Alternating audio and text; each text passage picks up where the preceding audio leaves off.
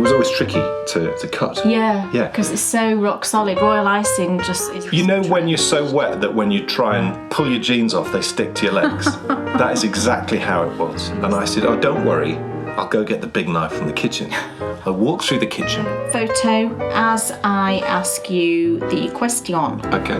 Got the chainsaw. Oh. Walked back into the dining room where all my family was sat. Who wants 2 points? I'm going to write that down. I'm the leader of the pack, which makes me such a lucky jack. Here they are, they're so appealing. Yes, yes. Come on, dollies. You're dealing. Dollies Woohoo. again. So Kay introduced me to the joys of washi tape, which is quite fun. It is fun. It's fun. The song Yes. Moon River Was in what film? Oh. was written for which classic Hollywood film? Oh my gosh, Dan knows.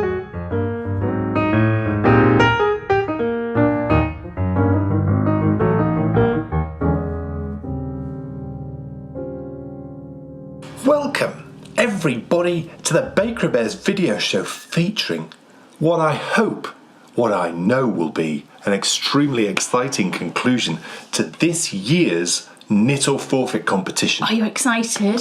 When we saw you last time, Kay, this one, did rather well. This one? Yes. In her round of Knit or Forfeit, she scored 9 out of 10. And today is time for me to enter the ring with my pugil stick. Do you remember Gladiators? Oh, I do. Gladiators ready. That Scottish fella, he was cool. I used to love Jet, Gladiators. Hunter. My favourite one was that. Did he have a beard? Did he have long hair? And Oh, it's ringing a slight bell. I don't know if he had a beard, but he had kind of long hair. I don't really remember. I love the one where they were up on like the thing with the pugil sticks and they had to knock each other off. Yeah. That was really cool. Oh, those were the days. Imagine if that was the final round of Knit or Forfeit. Yes, maybe we'll do yes. that next year. No. Maybe we have. No, maybe not. No. Yes, my goodness. There's so many things I would love to say. This is a round and a half. Amazing questions. Drama in abundance. Oh my goodness, what a treat. Prepare yourselves. Prepare yourselves. What a treat we've got in store for you later You'll on in the need show. a big cup of tea or Yes. a glass of wine. Or a large possibly. coffee. Oh, or yes. a large coffee. Yes. Hot chocolate. Now, my goodness, what a 2 weeks we've had since we saw you last. Our daughter Bryony turned 16. She did. Would you believe it? No. You can't quite believe it, can you? I still don't believe she's 16. She's still 4 years old and playing on the swings to me. She'd still do that now. Well, she did do that. She did. She did, because Nana Wendy... Twice. Nana Wendy... No, you're preempting Oh, right, okay. the rest of my preamble. Okay. She Because- has been on the swings recently. And as Kays preempted it, for the first time in about 5 years, we actually entertained. I know, it was exhausting. Yes, we entertained on a grand scale because... For us. Well, there was just stuff constantly going on. Yeah. You know, our daughter Bryony's 16, so you want to try and make a bit of a thing of it, and we absolutely did. Her gran and grandpa came to visit. Nana Wendy. Stayed in a local hotel and then came in, and so it was all lovely and safe. And, Yeah, we had a little Christmas. It was marvellous. We Didn't did. We had a little Christmas, an Octobermas. Bryony had a best friend Best friend, come to visit. She and then did. We had people also come and visit on Bryony's birthday too. Yeah. So it was like constant. It was never ending. We were just like, oh my goodness. And then the day after her birthday on Halloween, When did we get so old? we went to the cinema for the first time in about 2 years. Yes. Bryony wanted to see Harry Potter and the Philosopher's Stone. They were doing a 20th anniversary showing at our local cinema. She really wanted to see it. So we said, yeah, okay. And luckily, we managed to get a showing that was in the morning. There was just us three and 2 other people in the cinema. So really, we couldn't have done it in a more safe way, could we, really? Both Kay and I were really quite anxious about this. We were. And, yeah. you know, it was potentially going to spoil my enjoyment of the event. Yeah. And actually... what was very quick decision making on the morning, because we'd already booked tickets for the afternoon show, which obviously must have been full. It was, it was only a small screen anyway, but the one that we had booked for in the afternoon, I checked it and it was pretty full.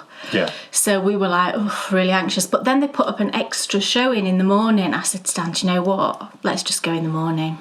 It was lovely. It was lovely. And guess what? The best thing about it was there was no trailers. That was excellent. Sat down, thing came on saying, switch your phones off, enjoy yourself. And then the film came on. I was like, I've not got half an hour of just rubbish positive to watch. From the coronavirus. Oh, yes, absolutely. No 28 years of adverts, and trailers prior to your movie not starts. interested in. No. So that was brilliant. But yes, the reason why Kay preempted my preamble with the entertaining was, unbelievable. Kay said, when I just turned 16, she'd quite happily go play on the swings. Well, I decided to take Bryony's gran and grandpa out for a little trip out, took her to see Bryony's school. Yeah. But we also stopped for little walks, and both the little walks that we had were near to parks, which Bryony promptly went into, closely followed by her, whispering very quietly, 80-year-old grandma, and they both got on the swings. And I was terrified, actually, because Nana Wendy was like swinging so far back. I thought she's going to fall off. It was a great visit, but just so strange to be entertaining people after such a long time. And yeah, weird but lovely. Yes, absolutely was. And actually, you speaking of forfeits, it's interesting, just picking up on the whole knit or forfeit. And Kay, of course, last time, if Kay loses, she has to knit me her dreaded fully ribbed socks. And if I lose, I have to knit Kay a Gansey. And let me tell you, I think you may have planted a seed. That you might be doing it anyway, regardless. Well, it seems to be growing into I'd love a Gansey. a tree in my mind. Oh, I'd love it. Oh, it might have to be pink. Oh, imagine that. A pale pink Gansey sweater. Oh, beautiful. Well, it was completely unexpected because we don't tell each other what the forfeits are until we film the show. Yeah. And I had no idea that this was what you were going to say. And the prospect of knitting a jumper in the round on DPNs, I find really challenging, exciting. Yeah. There's so many levels of my excitement. I'd have to go looking for a really good pattern, I think, do a bit of research. Yeah, definitely. So who knows what the future may bring. Perhaps this will be my next challenge in the self-contained knitter. Oh, yes. But look, it wasn't just that. My goodness, I told you it was a busy 2 weeks because all of that plus Kay's only gone and released a brand new pattern. Yes, indeed. I absolutely have. Yes, indeedy do. Yes, indeedy. These are my floofy house socks. I showed you these, I think, just on the last episode, and I didn't anticipate being able to get them through testing so quickly, but my testers were just brilliant and they zoomed through them. They are a quick knit, and these are now up and available for purchase on Ravelry and Lovecrafts. Could there be a more perfect pattern to be knitting as finally the cold weather has struck?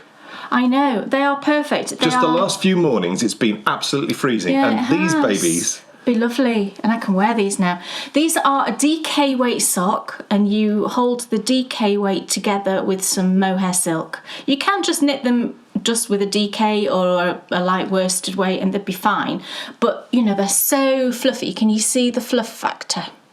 And they've got this lovely lace panel that goes down both sides of the sock. Do you know what? When you chill to your bones. They're lovely, yeah, they're so cosy. And it's got my butterfly heel, as I call it, which is a sort of pretend short row heel. It doesn't involve short rows, but you can see it kind of looks like a short row heel. Did you develop this for the mini sock bunting? I did. It's not my own invention, this way of knitting a heel. No, you just developed it for your purposes. I did, and I changed it from the actual sort of thing that I found. I changed it quite a lot, and I initially put it into my mini sock bunting, and then I've used it in this as well, and it works brilliantly well. Was it because it worked so well in the mini sock bunting, you thought? Yeah. Because you actually put it in the Cosy Reading socks, didn't you, for the Knitting University? Yes, Cosy Reading socks, which are similar to these, but they've got lovely bobbles all over them. And yeah, I used it in that, and it just works so nice. It's such a comfortable heel. And I have actually also knit some fingering weight socks using the same method. And Bryony's worn those, and she actually said to me this morning, because I asked her about them, and she said that it doesn't feel any different to any other pair of socks I've got. So that's really good feedback. And when I said to her, "Oh, that's brilliant, thanks for telling me that," she said, "Are you being sarcastic?" I said, "No, I'm not being sarcastic." I said, "That's brilliant feedback, and I really appreciate you telling me that it fit really well." I used a Sirdar yarn, Sirdar Snuggly Cashmere Merino DK. This colour is blush and this is cream. And then I held it together all the way through with a ball of Drops Kid Silk. So you basically need, if you were going to use the same yarn as me, it comes in 50 grams. So you'd need 2 for the main colour, 1 ball for the contrast, and then 1 of the 25-gram balls of Kid Silk or Rowan. Rowan do a very similar one, don't they? And you can get yourself a lovely pair of socks. So these are available now for purchase. Like I said, Ravelry and Lovecrafts, and it is just the perfect time of year to be knitting a pair of these to snuggle up in. And I just love that. It looks... Yeah, it's a lovely little... I took the lace panel. Delicate but squishy. And yeah, it just makes it go really quick as well for me, because you've got a little bit of something to do on each round, but nothing that's very taxing. And it just makes it fly even more for me, because you've got that little bit of something to do. Shall I tell you when I needed these? When? Because when we went to the cinema, it was like a monsoon. Oh my gosh, And it was raining so hard. Honestly, insanity. Poor Dan, guess what he did? I said to Kay and Brian, I said, "Look, it's sweet of you to say park the car and then we'll walk." I said, "That's crazy. I'll drop you off because I can walk to the cinema faster. So by me doing that, you'll get dry and I'll also not be in the rain for as long because I won't have to wait for you with the walking." Parked the car, rushed down to the cinema, and then I realised I'd left my bag. You left and his my bag had all our drinks in it and all our snacks for the cinema. So I said, "Look, don't worry," because it wasn't very far. I'll go get it. The problem was it was raining so hard. It was absolutely... By the time I came back in, you know when you're so wet that when you try and pull your jeans off, they stick to your legs? That is exactly how it was. He was so wet. And I was like, "Oh, I can't believe this." And I went in and sat down. And what happened was, really quite quickly, within half an hour, do you know what? I just sort of forgot about it. I think I just got used to it. But it was mainly because it felt like such a moment, because Bryony's 16th birthday, she loves Harry Potter. She'd been looking forward to it so much. And I just thought, I might be sat here miserable watching a film I don't really enjoy. But I'm sat next to my daughter in a moment that I'll remember for the rest of my life. So, enjoy it. And I did. And when I would have needed these is when we got home, I said to Kate, "Oh, I can't believe I said this." I said, "Oh, do you think I should get changed?" And I think, "Did you feel my leg?" And you said, "Oh, yeah." I said, "Yeah, I think you should." Yeah. So, and I was like pondering, I was thinking, maybe you probably dried off quite a lot by then. They were still a bit damp, weren't they? I got changed, and the feeling was like the most lovely feeling ever. And I came downstairs, I said, "Do you know what? I'd forgotten what it felt like to be dry." But if I'd been able to pull these babies on and stick my feet up in front of the fire... You'd look well in those pinks. And watched a lovely movie.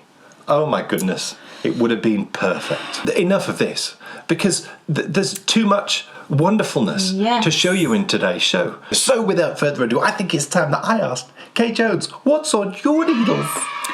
Well, now, the first thing on my needles is a pair of socks. However, it's not going to stay on my needles. And at first I thought, when I was knitting these, I just wasn't feeling it. And I said to Dan, I'm just going to do a different pair. And he said, "Well, why don't you show them anyway? Because I think it's an interesting thing." It's more than interesting. To, just to go through that process of realising that something just wasn't working for you, and to admit that, and to just have the courage to not carry on with something. It's hard to do, isn't it? I find that hard to do. This was a pair of socks that I started for Dan, and it's sort of a Christmassy pair of socks that I wanted to knit him. And I went through my Opal yarns and pulled out a skein of Opal. And it's lovely. It is from the Rainforest range. It's Rainforest 14. I've no idea what that picture actually is. I think it's some bug on there. But this is the This is the yarn I'm using. Can you see the picture?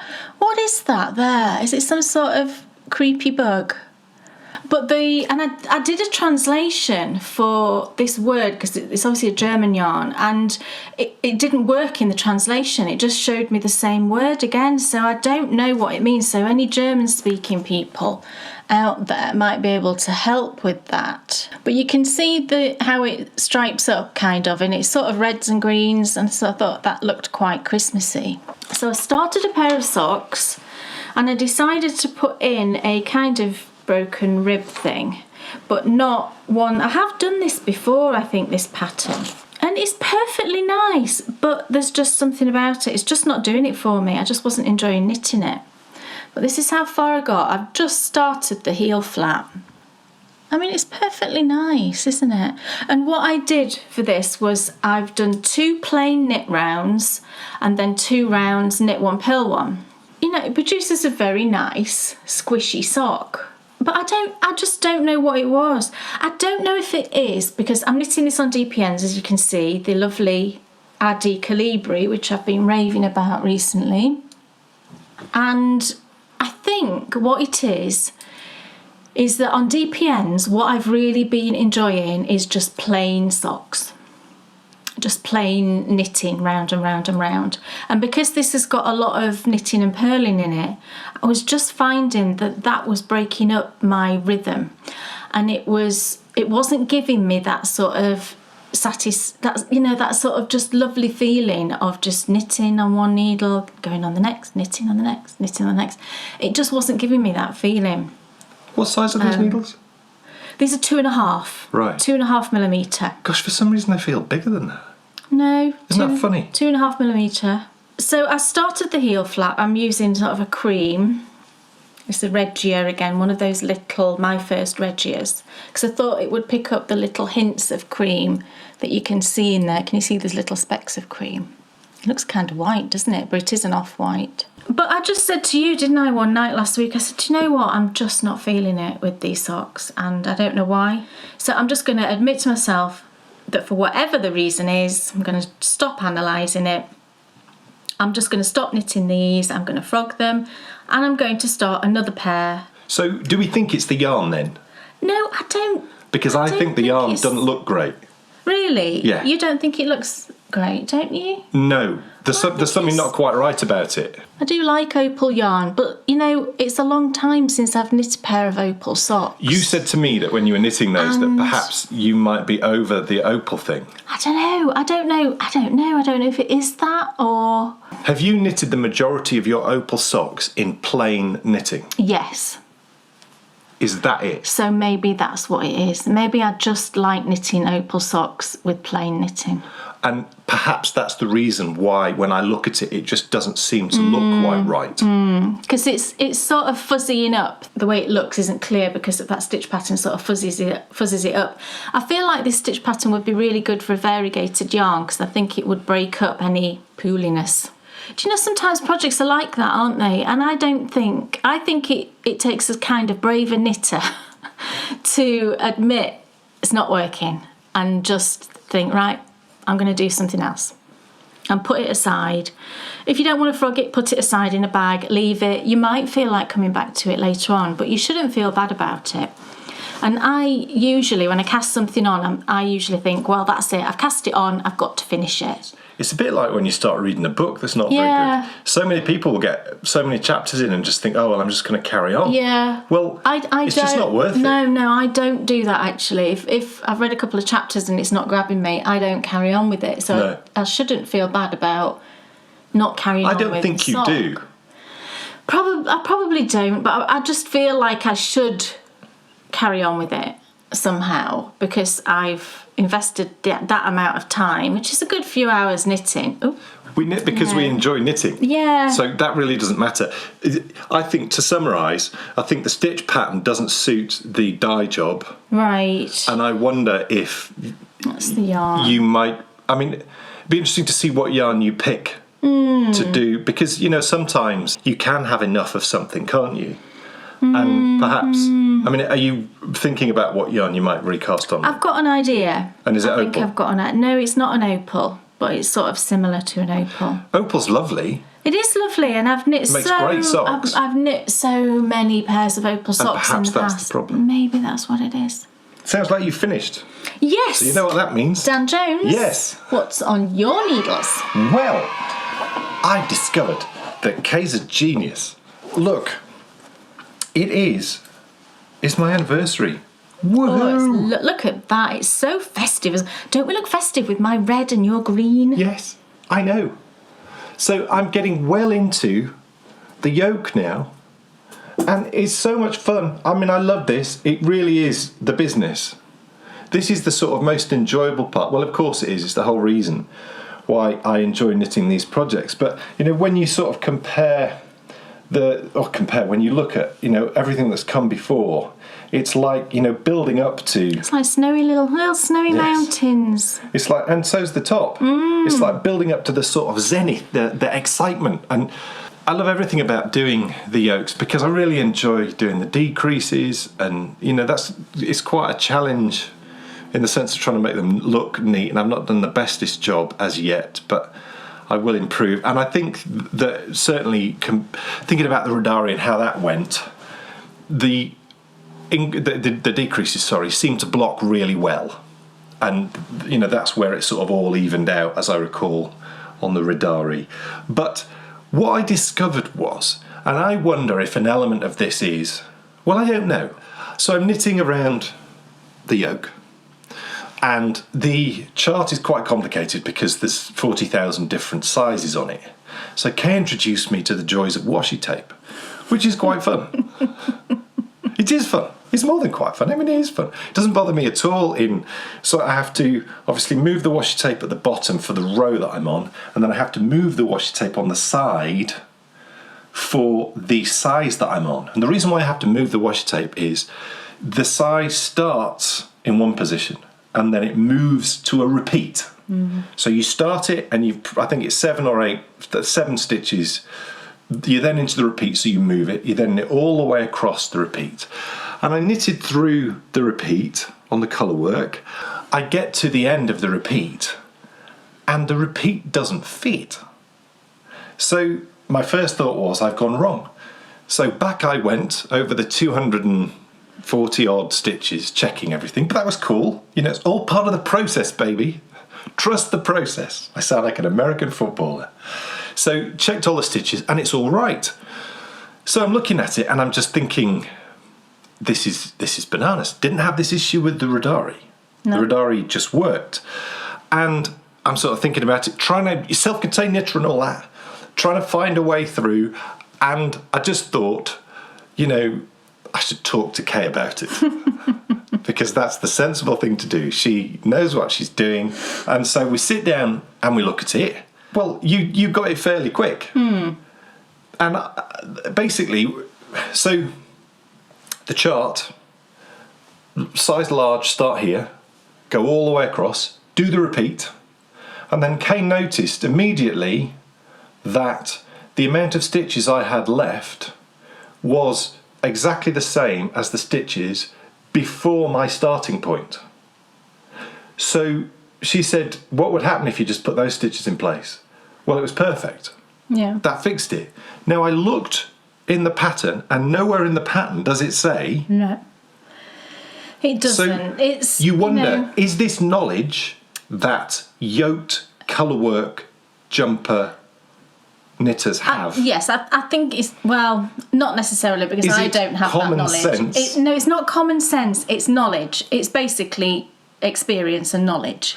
And because, how would you know? Has this knowledge come from the fact that you are a pattern designer working with charts? Maybe. Or did it just come from the fact that you're an experienced knitter? I have seen... Yeah, I mean, it's probably something to do with the designing and the charting, because I do look at a lot of charts, and even though, I mean, people will know who's been watching us for a long time, I used to loathe charts, didn't I? Well, you loathed charts until you started designing with them. Yeah, and then now you love them. And now I love charts. So I have looked at a lot of charts, and I've done a lot of changing of charts to make them fit and things like that. And I know that sometimes in a circular design you do sometimes have to, you'll have a number of repeats, but then you'll have an extra bit that you'll have to jiggle. Yeah. To make it fit, kind of thing. And that's just what's happened. Yeah. So, like you said, the chart, when you look at it, it just looks like a whole chart. Yeah. But then your size starts part way in. Yeah. So, like you say, you do however many stitches, 7 stitches, then you do the X number of repeats, and then you go back to the beginning here and do these stitches that run before you started your round. So I think... So that then it all is a smooth thing. For me... you wouldn't know that automatically. But now I do know that. And this is... I think it's the great thing about any skill, anything that you're learning to do. Experience breeds confidence for moving forwards, because now it just makes me feel... It's silly. It's just a silly little thing, isn't it? But it was like, oh my goodness, that's so obvious. And I was like, you're a genius. And that works, doesn't it? You've done a few rounds. Yes, now, it works. yeah. It works. I'm like, you're a total genius. And for me now, it makes me think now, if I then come up against that problem again, I'm going to know the first place to go look. And I suspect I probably will come up against that problem again. Yeah, probably. And that's cool, because I'm ready for it now. It's so funny though, isn't it, how when you are faced with a challenge and, it raises this conundrum of sometimes it's like sink or swim, isn't it? When you're learning to, although I've never really been an exponent of that way of teaching people to swim. Just throw them in. In you go. No, I don't like but that. You know what I'm saying. Sometimes you've got to sort of go for it, haven't you? And make the mistakes to learn. Well, actually, if I'd gone for it, I would never have got the answer that Kay had got. And I would have ended up fudging something. And that would have made me disappointed a little bit with the project. And I was in the process of making my peace with that and just thinking, well, that's just the way it's going to be. And then I'm so glad that I just thought, you know what? Because I don't think I'm a proud person at all. I don't think I'm ever... One thing I learned as a teacher was it's always... Quite humble. Yes. Is that what you mean? It's always good to put your hand up and say, I've got no idea what I'm doing here, help. But I think, though, that sometimes it's hard to do that. And I'm so glad, though, that I did. Is that the decreases there? I don't know. They look cool if it is. It is the decreases. Okay. Look. Well, that's even better then. They look really cool. Well, that's really good. There and there. Do you like that? You like that? And the decreases, I've got no idea. I've no clue. You tell me. There's also a case to put forward for the 2 heads is better than 1 thing. Absolutely. Because even if I hadn't got a clue, I think just talking something through, talking a problem through with someone in any genre, it doesn't have to be knitting, in anything, you can generally, you'll come up with a solution, won't you? Absolutely. So and I think actually... It's looking wonderful. I think it's going to look so nice for you, on. I love that white. I love the white against the black and the green. Yes. It's striking, but... pretty and festive. It is. Look at this. This is... And look, there'll be many people out there who will say the way that you avoid that is you keep the 2 yarns completely separate. The problem is when I knit like that, I don't get the lovely flat. You get yarn domination when you do that. And I cannot stand yarn domination. I've spoken about that lots before. So I accept the fact that I'm going to get twisted yarn because I'm going to be shifting my yarns all over the place. Because at the end of the day, it's about the finished item for me. And actually the process, whatever the process is that I have to go through to get that perfect finished item, is a process that I enjoy. I'm going to show everybody where your decreases are because I think they look super cool. They're in that sort of centre section. They look really cool. Well, you can't really see them. That's why I think they look cool, because you can't really see them. Well, that's great. And that's brilliant.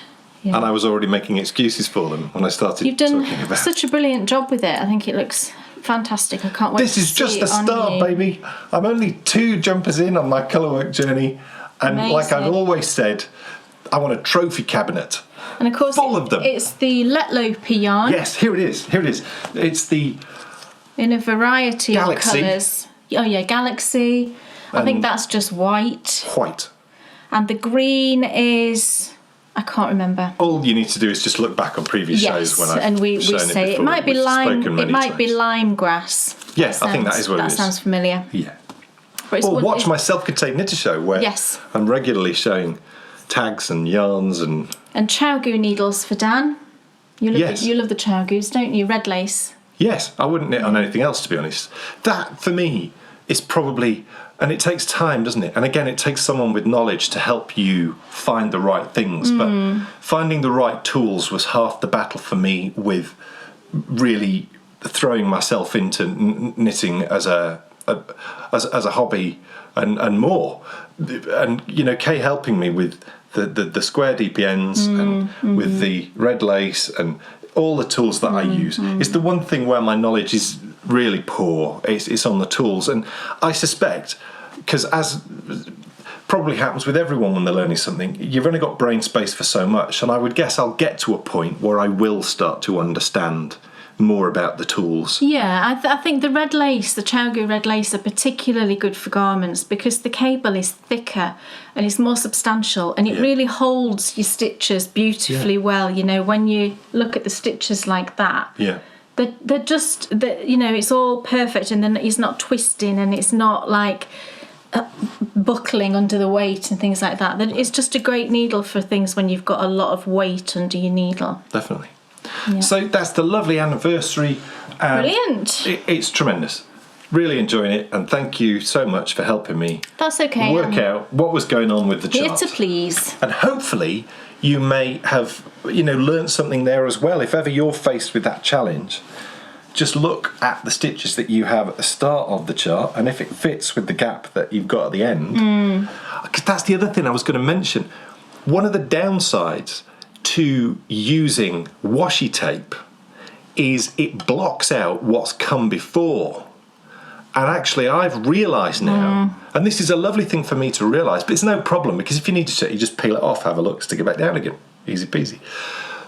I'm so happy that now I'm finding myself naturally, without thinking about it, I'm looking at what's come before, and I'm looking at my stitches that I'm about to lay down, and I'm looking at my project, and I never was doing that before. I was just looking at the stitches that were coming next, and I was just ploughing on and not worrying about what's come before. You're reading your knitting. I'm reading my knitting, so I'm reading the chart, I'm looking at my knitting, and it's keeping me right. Brilliant. What else is in your shiny bag? My shiny bag. This project is in my, what was it called? Taffeta, silk taffeta bag that I made. Do you remember when I made this bag? Look at the shimmer. Ooh, shimmery. I love this bag. And in my shiny taffeta bag is my mitered log cabin blanket that I'm calling, in my head, I've just called it my Ingals Blanket, because it's very little house in the big woods to me. And I've been doing a little bit of work on this, so I thought I'd show you where I was up to. Now, this blanket is really just a modified version of my Stitching Time blanket pattern, which is out there, available for anybody to purchase, and it really is just a modified version of that. I think before I couldn't fully decide how many squares across to do it, and I've decided to do, how many? 6. So it's 6 squares across, and that's a great lap size. You can see when I hold it over me, it covers me entirely, and it is plenty big enough for a lap size blanket, which is the size that generally is most used in our house. You know, Bryony likes a blanket, I like a blanket, but Dan doesn't. He gets too hot. So just having lap size blankets are perfect. So you can see it's 6 squares across, and the squares are a combination of a mitered square in the centre, and then it's surrounded by sort of 2 rounds of log cabin. The method you use for log cabin blankets, and then actually the border is also the same method but just much thinner. I wanted the border to be quite a slender border. I didn't want it to dominate the thing, and I think I've got the sort of size of it just about right if I hold it up there. And I've done it in a dark brown because I don't like black very much, but I wanted a dark colour, and I think brown just goes with everything. They look like picture frames. Yeah, they do a bit, don't they? You're right. And what I did was I wanted to have the mitered squares as like little features that jump out. So you see that square in the middle, don't you, immediately, and then you see the other colours around. I do anyway. your eye's drawn to the little squares in the middle. So I started with the darkest colour in the middle and then went out to the lightest, so that then that allowed me to border it with the dark colour, and it all just really pops, I think. So that was 6 all joined. And then I've got an orange one which is ready to add in. This one will be it'll go underneath here. So this is the top corner. So this one will go underneath here, this orange one. I'll hold it that way. I love the orange one actually. I'll hold that one up so you can see it. Whoops. It's very autumnal, isn't it? Yeah. I love the shades in there. So that one's all ready to go in, and then I've got 2 blocks. I think these are both new. I've got 2 more blocks which are just the innards, if you like. They haven't been bordered yet. So what I will do is I'm now working on that second row. So I'll knit 6 more squares and get them all bordered. I'll then seam them together, because what you do is you seam them down here. So you seam them into a row basically, and then you get your next one and seam that into a row, and then that then allows you to seam them both together down the long edge, which is the exact same construction as my Stitching Time blanket. And I actually find that I really enjoy the different processes that are involved, because you're not always doing the same thing. You know, you are, for example, with like a fully mitered square blanket, which I've done several times, you're always doing the same thing, aren't you? With this, you get to just make the little squares with the pretty yarns. It's all fingering weight yarn, I should have said that. It's all fingering weight scraps. So you can make the little squares. And then when you fancy something different, you can then border a few of them. And then when you've done a few of those, you get to seam them together. So there's just lots of different processes, and I actually really enjoy seaming them together. I don't find it to be a bother at all. And there are video tutorials in my Stitching Time pattern just to show you how to seam them together. It's not difficult, really, it's not. So it just gives you a bit of variation. And I find it very satisfying to sort of build up a little stack of squares ready to put into the blanket. I think that's just really nice, and I really enjoy going into my stash and picking out the next colours to knit the next few blocks, and it's that whole thing all together, it's just a really lovely sort of homey feeling for me. You're creating this thing that's going to be in your home and going to be used, and you're putting yarns in there that you've chosen really carefully to make sure that they all work. I've dyed up a lot of the yarns as well actually, which is lovely. So the whole thing's very satisfying. Now what I am going to do is, I'm not going to write this up as a separate pattern because it is just basically the techniques are all in the Stitching Time. What I will do is I'm going to do an update to the Stitching Time pattern. I will do like an extra page at the end of the pattern with this variation in it. I'll do an update to the pattern, and then that will go out to everybody who's previously purchased it, so you will get to see how to do this. And then if anybody else obviously wants to purchase it who hasn't previously, you can do that. Now it'll probably be the new year before I can get to do that, but if you've knit a Stitching Time blanket, you could probably do this just by looking at it. You will know within the pattern how to do it, so you would have, you could well just have the knowledge to be able to do this without me actually telling you specifically what I've done. Otherwise, patience is indeed a virtue. Yes, absolutely. And instructions will be forthcoming in 2022. Yes. Oh yes. It'll be on its way, no fear. But it's a lovely thing to do, and it's the time of year as well, isn't it, for pulling out those blanket projects that have been hibernating through the summer. Look at this. It's the Dunbrock socks. Dunbrock. It's just called Dunbrock because I think there was a pattern already called the Dunbrock socks. Ugh. I know. Ugh. But I really wanted to use the word because it fits so well, and so it's just called Dunbrock. Yeah. Kay designed these last year for one of our closest relatives. It just was a pattern I always wanted to knit. With regret, I made an absolute pig's ear of it for about the first 3 repeats, and now It's good now. It's good. It's good. By Jove, he's got it. Yes. The rain in Spain stays mainly on the plain. Because you're now doing what the pattern tells you to do, rather than thinking you knew better. And I think that that is a mistake that many of us will make often. Because I think that it's human nature sometimes to think, I know what I'm doing. Especially the older you get as well. I certainly find that you think, oh, you know, I know what I'm doing. I've been doing this a while. Why isn't it working? And actually, sometimes you just need to look at what's in front of you. Because I wasn't doing that. I was looking at it and I was thinking, I know what a twist is. But I didn't. Because how many different types of twists must there be? There's different ways of doing twists. Each make the stitches lay a little bit different. Yes. Yeah. But, you know, how many people say, oh, you know, knitting, all it is knitting and purling. And actually, you know, there's so many different ways, aren't there, that you can do those things to give you all these wonderful textures. And that is what makes knitting such a marvellous thing for me.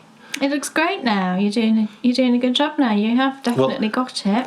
Let everyone see, because it is such a fun thing to do once you've got it. Once you've read the pattern. Let me put my hand in and then you'll be able to see it a little bit better. It's got a panel. It's the longest sock I've ever knitted. And what long-term listeners will know is, historically, I have been vocal about my dislike of socks. So, you know, the shortest I could do the leg and the quickest I could get it off my needles was the way forward. But what I discovered was, if you get the right recipe within the sock, if you get the right pattern, and this is like perfection because it's not complicated at all. No. Well, none of my patterns are complicated. That's not true. That's not true. That's not strictly true. Well, I do. Because it depends on your ability. I guess, yes. Yes. I guess you're right. It's all relative, isn't it, at the end of the day? It is all relative, yes. And if you've got a little bit of knowledge knitting socks and generally knitting, you'll be fine. Yes. What makes this a joy to knit and what makes me, you know, not annoyed about knitting any of the rounds is the fact that the ribbing, is that the right terminology? The texture, it's the textured pattern. The texture is changing. And also then the little bit of complex stuff is only a little bit. So it's like changing texture, that's easy, I can do that. And then complex bit, it's only a little bit. So it's like, yes, engaged. Yeah, if you like sock designs that do keep your brain engaged and I think that makes it go quicker, then this is a great pattern for that. Yes. Yeah. The yarn, Kay dyed up. I did. It was the strawberry shade in my favourite colourways. Yeah. Was the strawberry with then a green for the strawberry leaf. Yeah. And this was an extra skein I had of the strawberry colour. And it's fun. Very It's fun. super Got sparkles. And I'm looking forward to knitting the second sock and getting the motif right all the way down. The thing is, though, when you look at it, no one's going to notice. Well, I said that to you. I said it'll be fine. Don't. Which is great. There's no point ripping it back.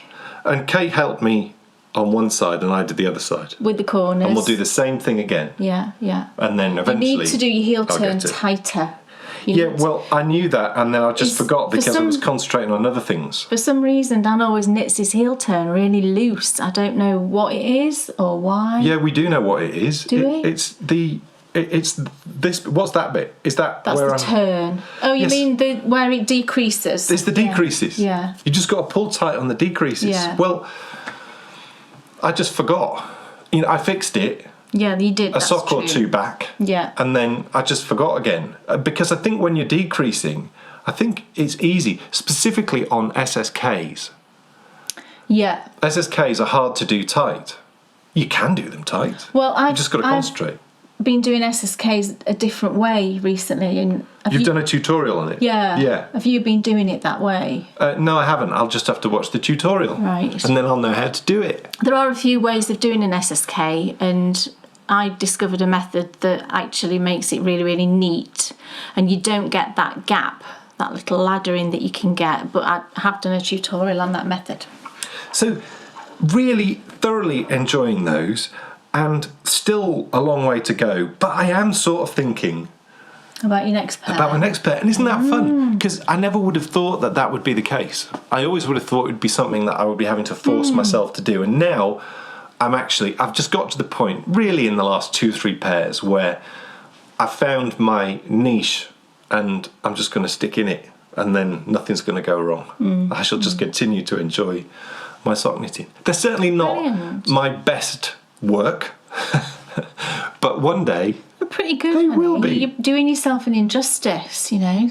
Socks, I don't think socks are an easy thing to master. Not at all. You know, there's a lot of techniques in there, especially if you do heel flap and gusset and the pickup and all of that business. There are a lot of techniques, and just knitting in the round, I think, can take a little bit of getting used to if you've never done that. Doing the easy things well in anything is hard. Well, finding the work, you know, finding the method for knitting in the round that works for you is really key. So there's so many methods these days, isn't there, of knitting socks. You can do magic loop, you can do DPNs, you could do 2 circular needles, you can do the tiny little circular needle, the 9-inch ones, which I still can't get my head around. You can do the flips, the higher flips, is it? There's so many different methods, so you just got to try them and work out what you know. You'll know, it'll click, and you'll be like, that's it, that's what works for me. You've just reminded me of something that one of my tutors when I was at music college... Flyers, not flips. Higher flyers. One of my tutors at music college, I remember being so excited to go in and work with this guy because he was like really famous in the sort of percussion and drumming world, and I thought he's going to teach me all these amazing, really technical things. And I came in and all he focused on was all the fundamentals, all the really basic stuff. And I'd had 3 or 4 lessons and I'm like, why are we doing this? And he said, because if I teach you to do the easy stuff superbly, then everything else will just happen. And he was completely right.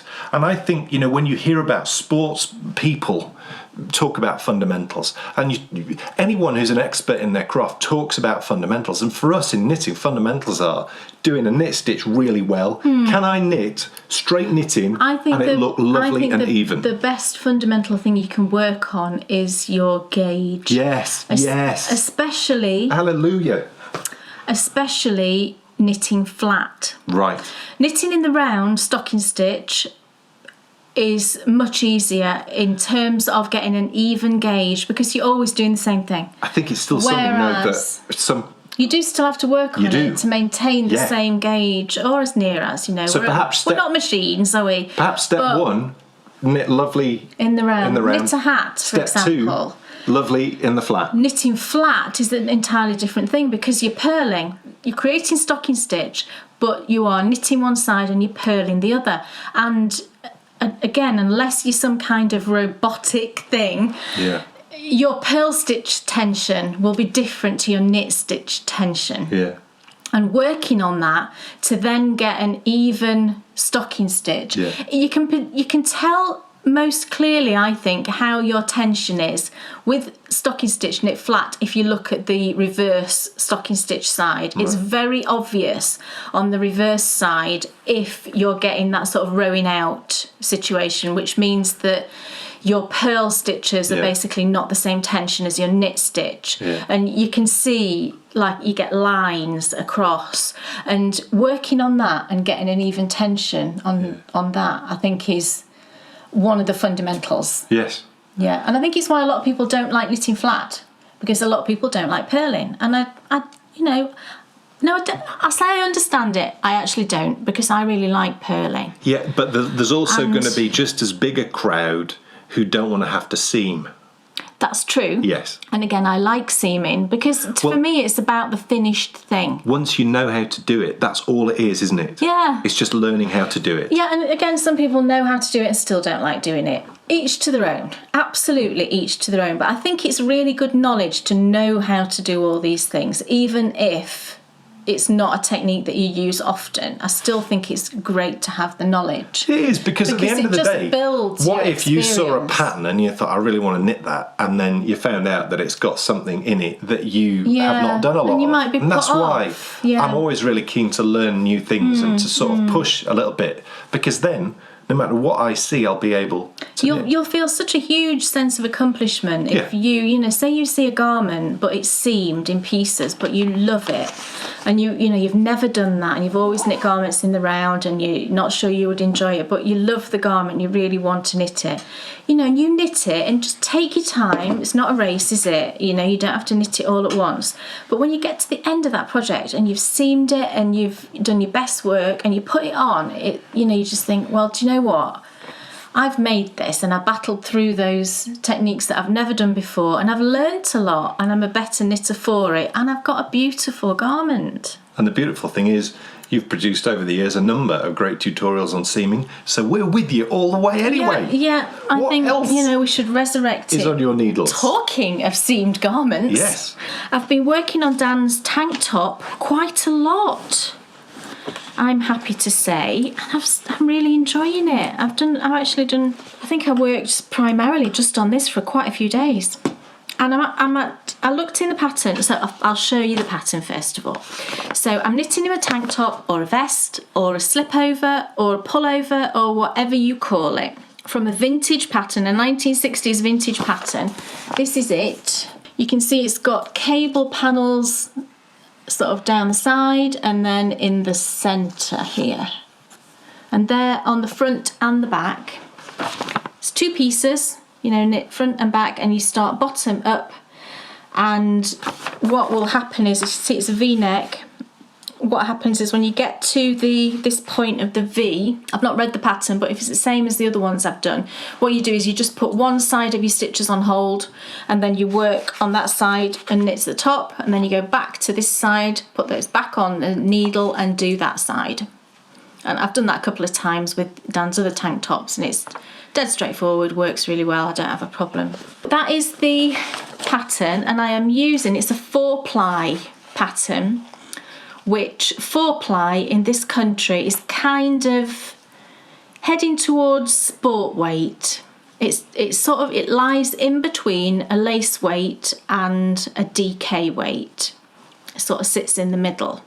In this country, we don't traditionally have a sport weight yarn. It's not a weight of yarn that really ever existed in terms of, certainly in my sort of knitting history, it never existed. And I found out recently, actually, the reason it's called sport weight, as I understand it, is because it's a thinner weight yarn, and it was used for knitting sport garments that people would wear when they were sporting. So that's why it's called that. So this is actually designed for a 4-ply, which, like I say, is sort of, if you imagine a sport weight yarn, maybe a tad thinner, but you'd be there or thereabouts. So I found this yarn that actually gives me exact gauge. It's BC Garn Samilla, gorgeous yarn. It's from Denmark, I believe. You get 160 metres for 50 grams. So that's like 320 metres for 100 grams. So to me, that sits right on the sport weight sort of yardage, I think. It's definitely there or thereabouts. And I did get exact gauge for this garment. And this colour is called Burnt Orange. I did remember it. Isn't it beautiful? It's the most gorgeous colour. It's a 2-ply yarn, can you see? 100% wool. I don't know what sort of wool it is, but it's lovely. Definitely next to skin soft. It's not merino. I don't think it's merino, but it's definitely next to skin soft for me, and I'm quite sensitive. I could easily wear this next to skin. There's just the merest hint of a sort of woolliness, but really nothing that would bother me. So this is where I'm up to. So I'm working on the back panel. It's knit flat, and I'm here. Look how much I've done.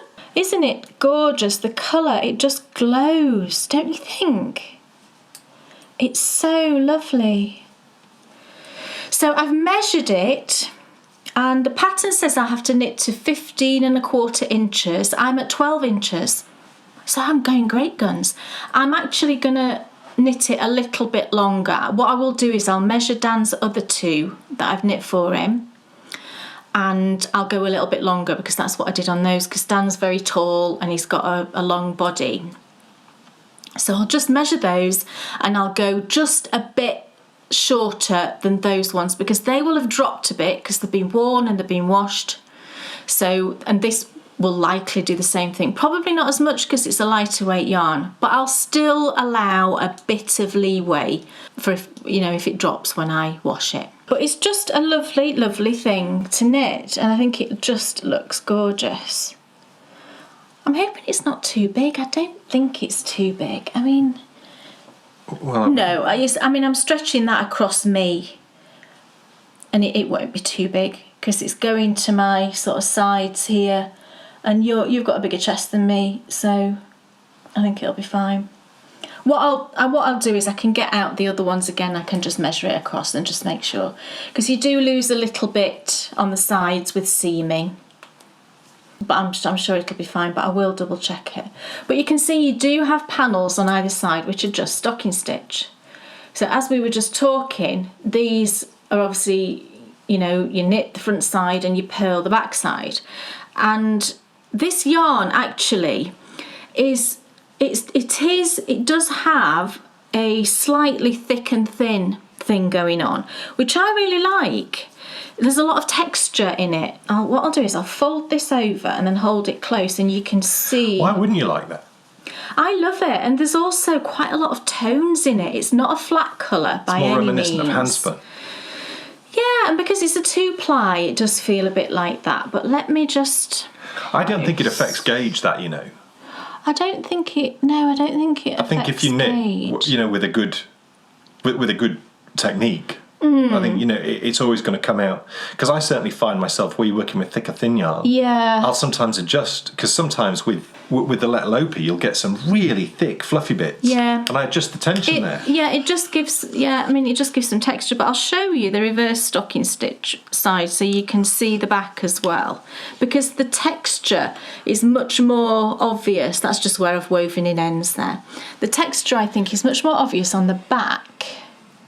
Because you do get some stitches that look slightly bigger than others, and that's maybe where the yarn's a bit thicker.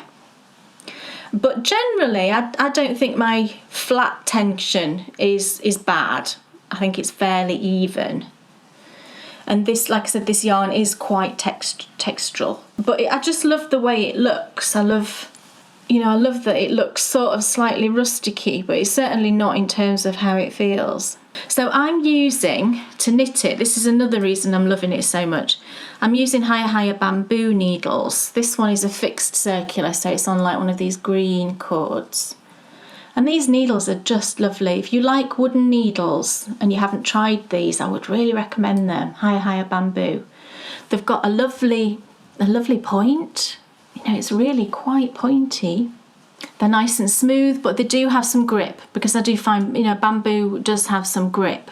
It's not like, like a slicker birch needle. These ones definitely do have some grip.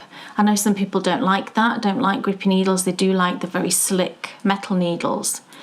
But I do like needles to have a bit of grip. It gives you a bit more security, I think. And especially when you're working cables, things like that.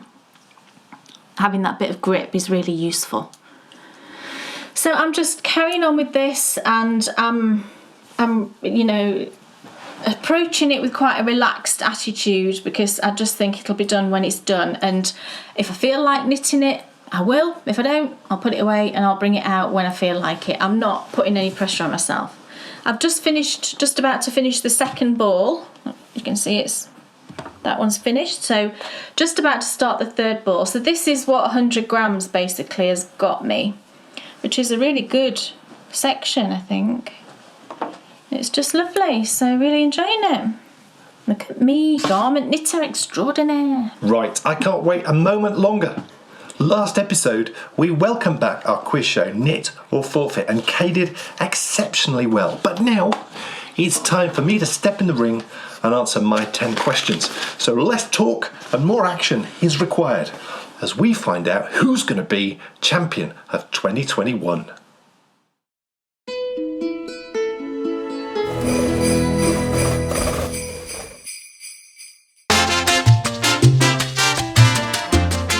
Contestants, 10 questions, and 1 champion. Which actor, famous for his portrayal of James Bond, once modelled knitting patterns for Sirdar. In our quest, we have 3 lifelines. Go on, I'll use a lifeline. Which would you like to I will use? use 50-50. Yes, the winner gets the crown. But what does the loser have to do? What's the forfeit? Yes, what is the forfeit? Well, Swiss darling! Woohoo! 2 points, baby! Thank you, ladies and gentlemen. Oh my goodness, you're such a wonderful audience. So much better than last time.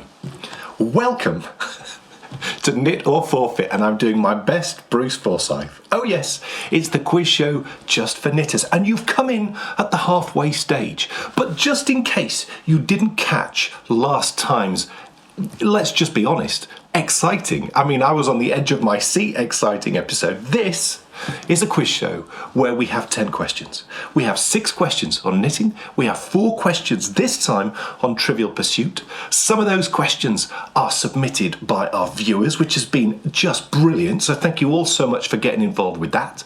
We have 3 lifelines. We have 50-50, ask the audience. We also have text a friend. And of course, for each question that we get right, we get 1 point. So we got the opportunity, you would think, to get 10 out of 10, but no, there's an opportunity to get more points, because if we go for the question without hearing the multiple choice answers, we get 2. So yes, today, because today is my round, I could score 20 points. Now, for us to have a round, we need competitors, and last time our competitor did rather well, and I think we should meet her. Oh yes, here she is, it's Kay. Hello. Here she is, she's so appealing. Oh no, that was play cards right. Am I a dolly? No, that was so not. Very non-PC. It's really funny, but when wasn't you it? look back, you'll sometimes see it. I think it's on Challenge TV. Play your cards right. Yes. Yeah. And, you know, shows that we grew up with. Come the on, language. dollies, do your dealing. Here they are, they're so appealing. Okay, dollies, do your dealing. And they on their stride in their short skirts and high heels. But there were loads of good shows in that sort of era, wasn't there? Yeah, blankety blank.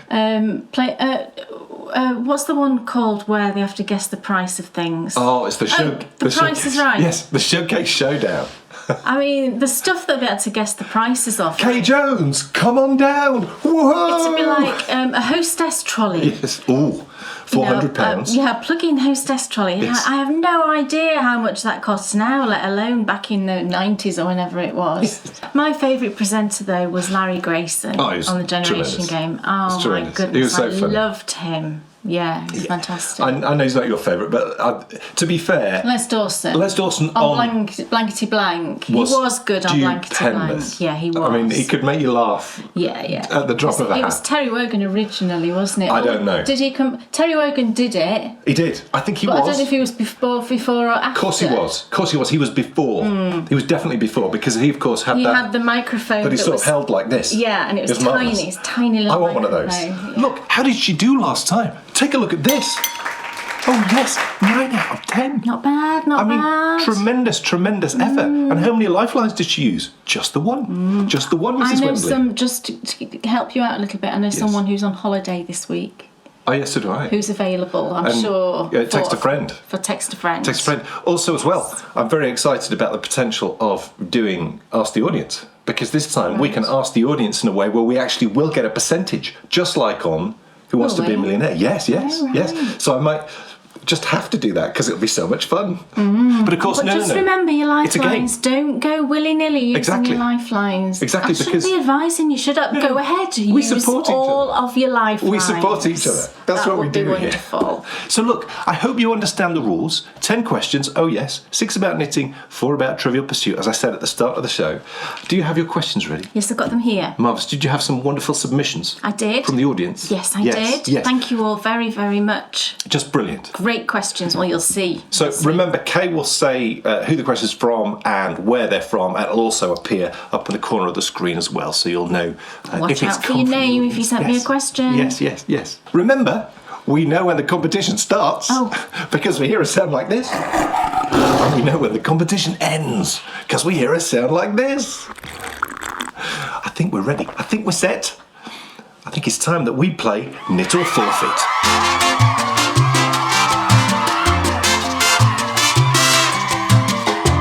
Here we go. Now, this question is from Sherry in North Dakota. Okay. Thank you very much for this question, Sherry from North Dakota. As I recall, if my American geography is right, North Dakota is directly above South Dakota. That would be a sort of assumption, wouldn't it? That North Dakota is in the north. Yes, very good. Excellent. Yes. Just, Do we get a point for that? I should have had that geography knowledge in the last round, shouldn't I? And then I might have won. Is North Dakota that question. above or below South Dakota? Okay, right, stop waffling. Sorry. Right, question 1. Yes. The book, A History of Hand Knitting, was written in 1987 by Richard Rutt. Yeah. This is a reference book for knitters who have a passion for knitting history. Yeah. What was the author's primary profession? What's his name? Richard Rutt, R-U-T-T. Oh, no. Does it ring any bells? Yeah. It does. I don't think I'm... Do you want to go for a 2-pointer? I would absolutely love to, but I'm not convinced that I can... it's going to really... Anybody out there knows? Sherry knows. I'll be so annoyed. You can say what you think, though, because that doesn't change my 4 options, does it? No, and I suppose it... And then it would show everyone out there. It adds so much you might to the know. enjoyment of everyone at home that I blew a point. Yeah, absolutely. Well, I'm sure... I don't know. I think it's ringing a big Roman bell. What did he do for a living, basically?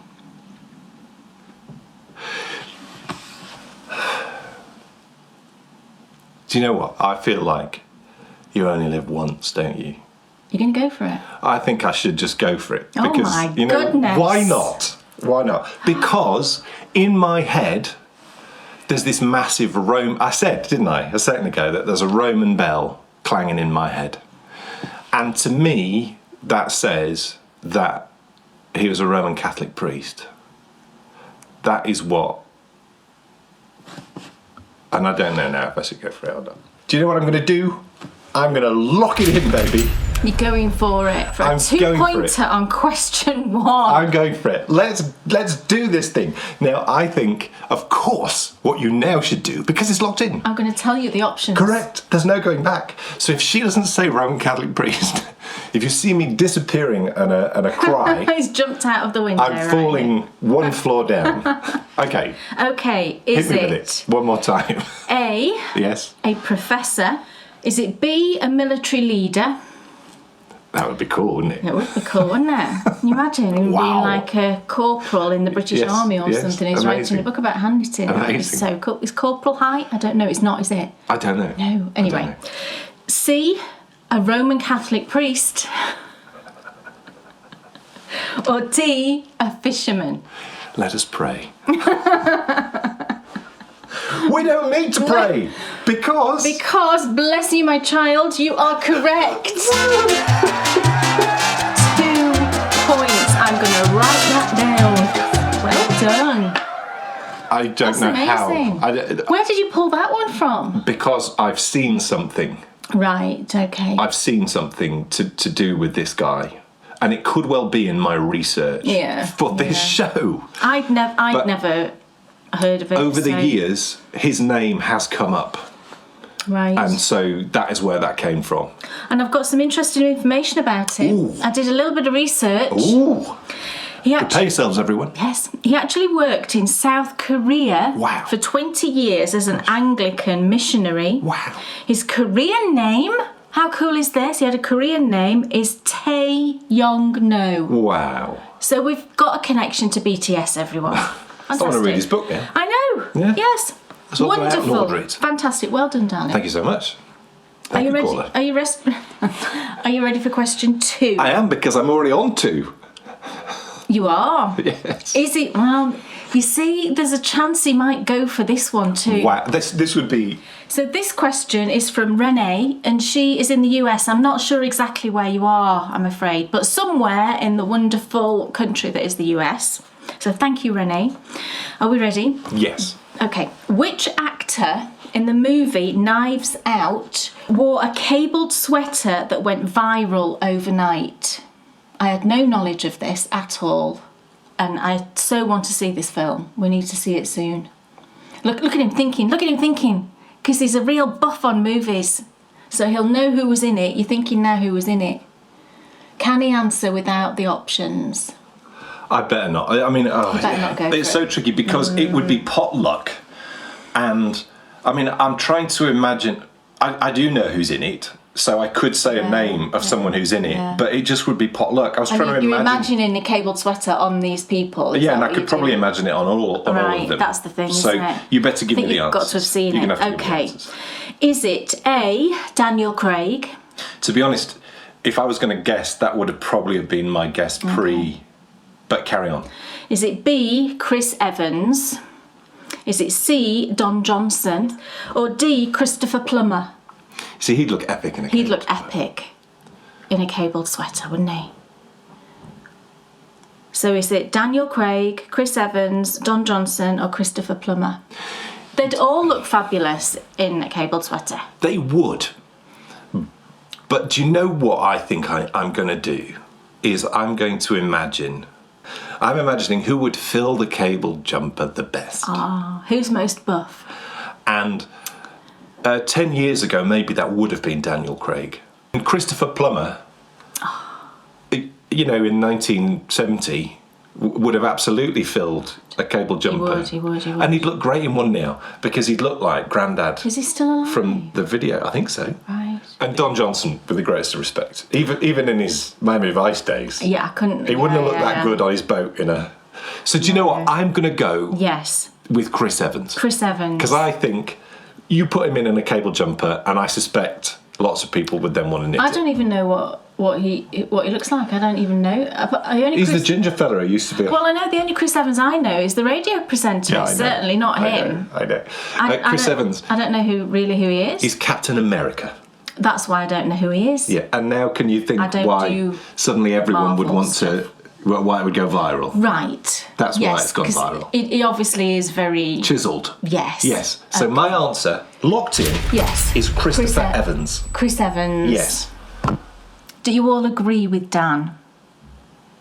If you did agree with him, you would be correct. Chris Evans is the correct answer. And of course I have a photo.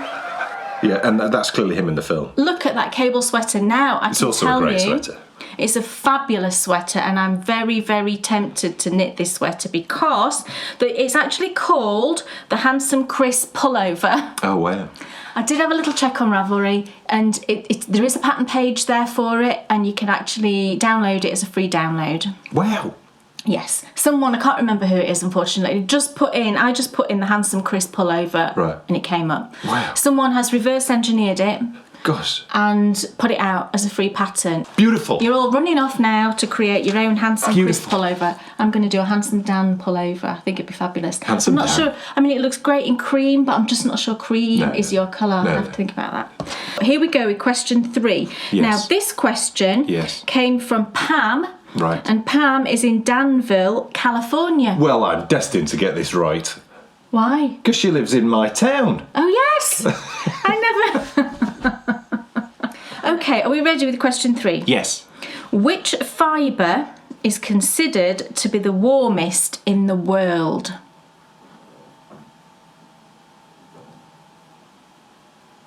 Well... Oh, look at his face. He knows. Oh, no. He's got an inkling. I do have an inkling. He's got an inkling.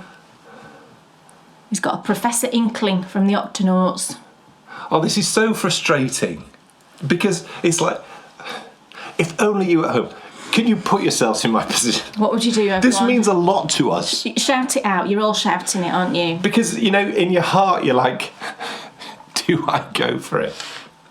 Without hearing those answers. Are you going to tell us what you think it is again and just build the suspension? Suspension? Yeah, build the suspension. I feel like it's a car term. The obvious answer would be Kiviot. Would it? And you know, I need to weigh up. You see, I feel like I've got one in the bag, haven't I? And so... Yes. You could risk it and You could risk it and you'd still be 3 out of 3. Yeah. If you got it wrong. Equally, I could hear the answers Yeah. And you could and get it right, and be 4 out of 3. Or you could go for it if you've got an inkling and you'd be 5 out of 3. You only live once, don't you? Go with your gut as You only live once. It's done well for you. It Look at me absolutely pointing has. my pencil. Absolutely has. You only live once. So I say, he who dares wins. It's going to go for it. I'm locking in Kiviot. Oh my goodness. Because to me, I just feel like, you see, in my head, I still think I don't know anything. But after all these Not years... true. You know Well, after all these tons. years... Clearly you know tons, because so far you've got everything right. Well, it was luck. It wasn't luck, it was knowledge. Question 2 was logic. Question 3 is definitely knowledge. Okay. So Kiviot's locked in. Let's hear the possible answers. Okay, right. Is it A, alpaca, No. B, bison down, C, yak down, or D, Kiviot? Oh, but I could be wrong. What do we think? What do we think, everybody? Is it Kiviot? Okay, is he right? I've strung him along long enough, haven't I? Pam knows. Yes, he's right! Oh my god! This is like a whopping of huge proportions. Danny's now 5 out of 3. This is getting silly, isn't it? This is the Getting equivalent of when the Arizona Cardinals played the Cleveland Browns. Except I'm the Cardinals and she's currently the Browns. 7-1, everyone. 7-1. They lost to the Packers. 4-4, everyone. 4-4. You know, we kind. But anyway, none of that matters. no, because Kiviot is correct, and I have a little information. Ooh, a pack. An information So pack. Kiviot is, of course, the downy hair of the musk ox. Yes. It's 8 times warmer than sheep wool. Wow. They live in Alaska and Canada, Right. where temperatures can get down as low as -73, which is -100 Fahrenheit. Right. So -73 degrees C, Right. -100 Fahrenheit. Right. And it's 30% finer than cashmere. Right. It's amazing stuff. I have actually felt Kiviot because someone once sent us some for a prize. I have never knit with it, but honestly, it was just like the most softest thing. Yes. Oh, now this is where he might come unstuck. But I don't care. We shall see. I've just done question 3, haven't I? Yes. This is question 4. 4, question yeah, and 4. I'm currently on 5. Yes. I'm cool, baby. Let's rock. Let's just stop here, shall we? And No. Please continue. Okay. Question 4.